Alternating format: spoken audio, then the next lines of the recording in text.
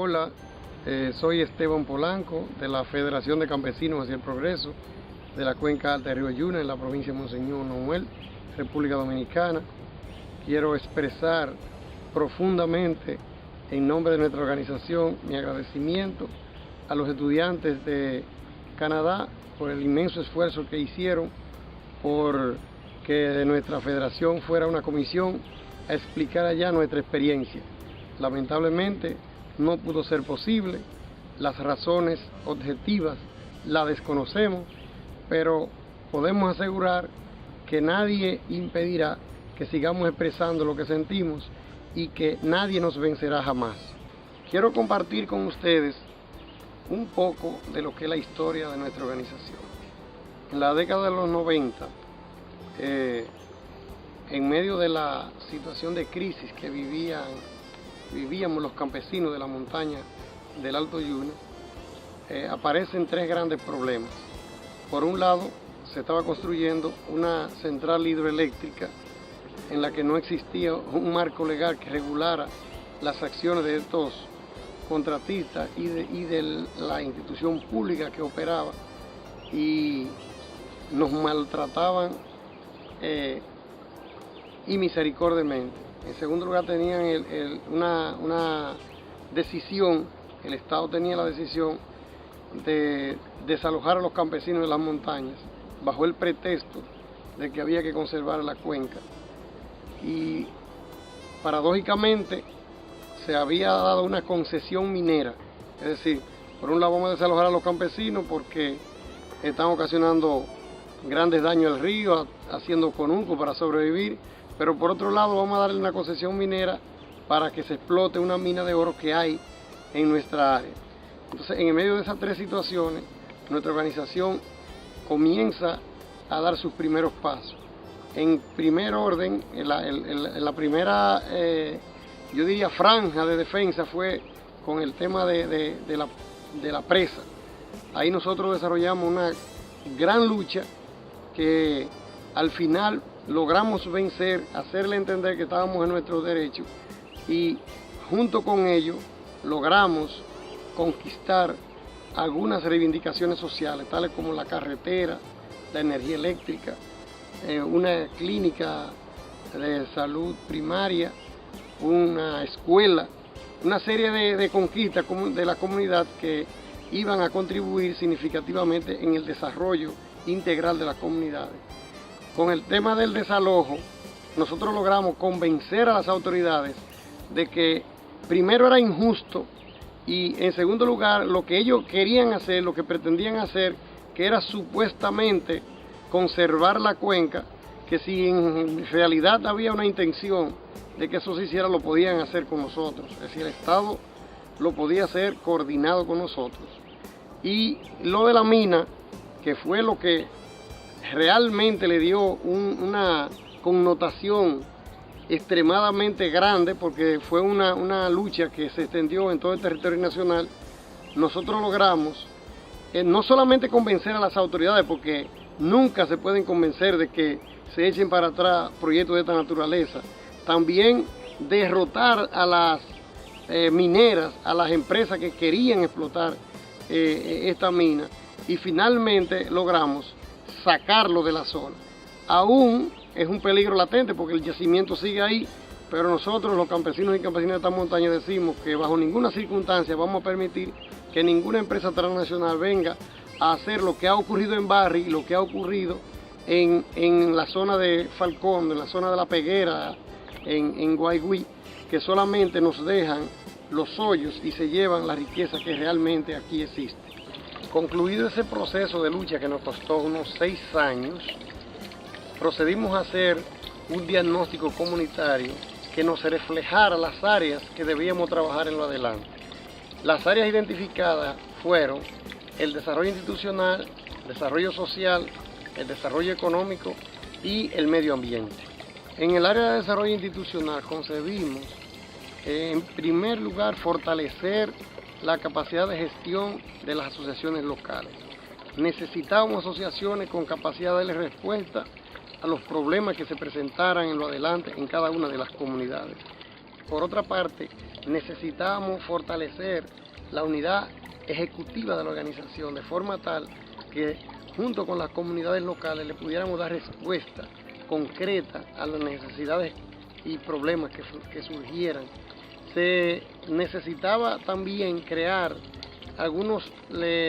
una especie de instituciones corporativas que trabajaran la parte ya como institución de los ingresos, como fue la creación de 2 brazos corporativos que serían un proyecto de turismo rural y una cooperativa que se encargara de la comercialización de los productos agropecuarios de los campesinos y campesinas de la zona.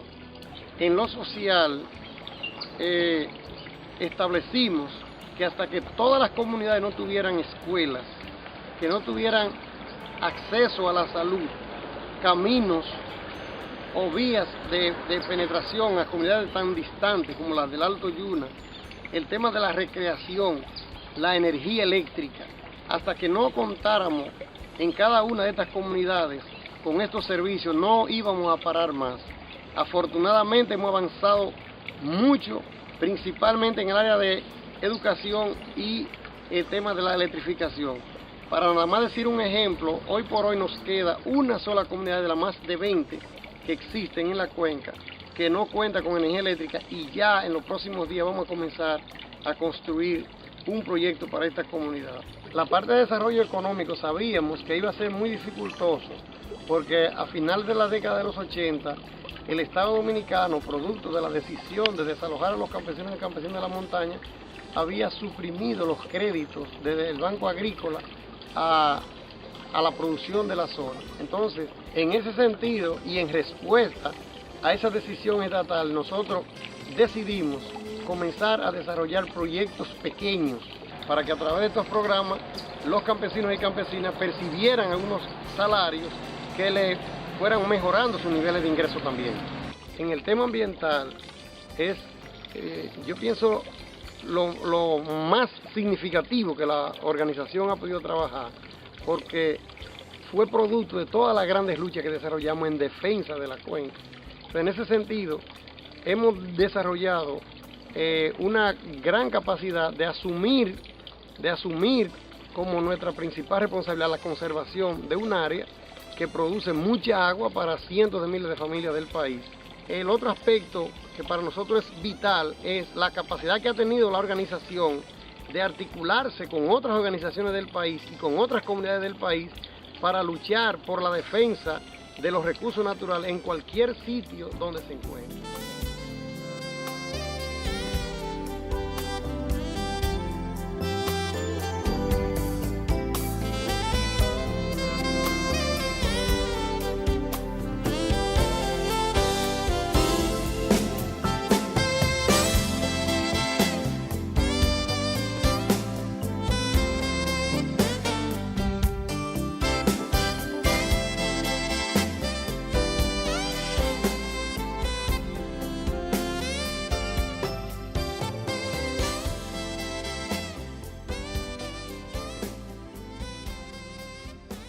En la metodología para la implementación de las ideas que hemos ido desarrollando, hemos planteado 4 aspectos fundamentales. Lo primero es el trabajo voluntario. En segundo lugar, es la discriminación de las comunidades. Es decir, vamos a trabajar en orden de prioridad, conforme a las necesidades de cada una de ellas. En tercer lugar, la sinergia que vamos a hacer con otras instituciones para que contribuyan con el trabajo que hacemos. Y en cuarto lugar, cómo estas comunidades se van a articular entre sí para darle respuesta a las grandes necesidades de forma conjunta. El trabajo voluntario, a nuestro juicio, ha sido vital para lograr los objetivos que nos hemos planteado desde el principio. Primero, porque los campesinos y campesinas no tienen dinero con que pagar días, con que pagar el trabajo. Entonces, lo que hacemos es intercambio de trabajo por trabajo. Eso fue lo que hicimos en la primera etapa de todo este proceso. Después nos fuimos ampliando y logrando que estudiantes del pueblo de Bonao, de otras partes del país, se integraran a hacer el trabajo voluntario con nosotros en la zona. Y finalmente este trabajo voluntario se ha extendido a la comunidad internacional. Justamente los estudiantes de Canadá han hecho un gran esfuerzo para apoyarnos en lo que nosotros hemos determinado la revolución campesina con el trabajo voluntario. Además, el trabajo voluntario para nosotros es la máxima expresión de la solidaridad, porque usted da lo que tiene, da su fuerza de trabajo a sus hermanos, a sus vecinos, a sus compañeros campesinos y campesinas, y eso contribuye al fortalecimiento no solamente de la organización, sino de la hermandad entre campesinos y campesinas.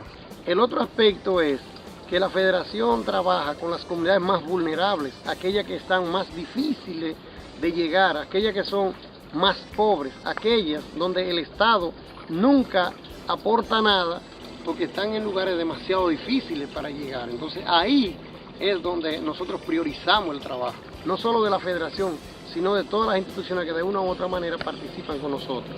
El tercer aspecto es el tema de las organizaciones con las que nosotros trabajamos. Hay instituciones privadas, instituciones financieras, instituciones no gubernamentales e instituciones gubernamentales, las cuales de una u otra manera han contribuido con el trabajo que hemos hecho.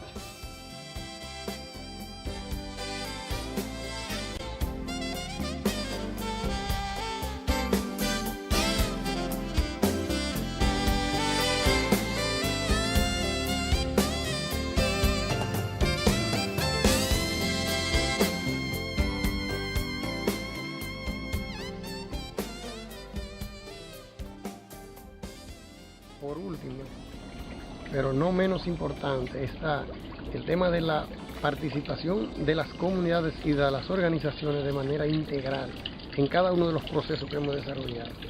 Ha sido un éxito para nuestra organización